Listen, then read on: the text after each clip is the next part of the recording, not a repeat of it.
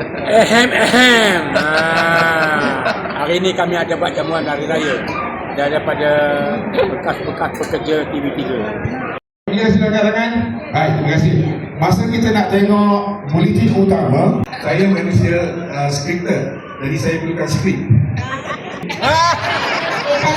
Masih lagi di dalam pasaran. Tadi bisa katakan, bahagia dengan simpang.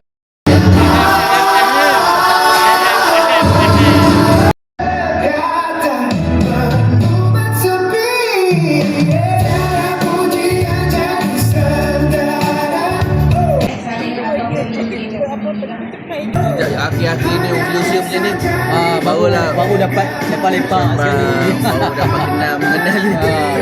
Dulu Saya masih modern bekas kerja ulat.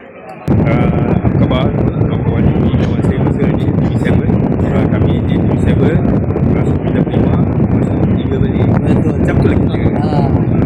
Masih tampu juga alhamdulillah masih sihat. Terima kasih, insyaAllah jumpa lagi. InsyaAllah je. Nizam dan juga Tuan Farah Ijaz. Dan kita adalah berita daripada yang disampaikan oleh Limat Tu. Isi borang Elak TV untuk tahun ini kepada ahli member baru boleh buat sekarang RM50 saja.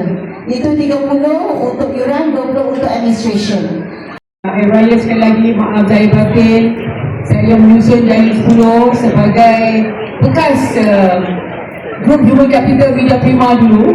Saya ucapkan selamat raya, maaf saya batin. Mana dulu saya pernah tertengking, mana saya pernah tersenyum, saya tak pucat, saya tak jujur, mana saya terjeling, saya tak sengaja. Saya minta ampun dan saya minta maaf. Assalamualaikum warahmatullahi wabarakatuh. Kalau jumpa saya tepi jalan ke mana, lah ya. Jangan lupa ya, salam perkenalan kita. Baik. TV mengucapkan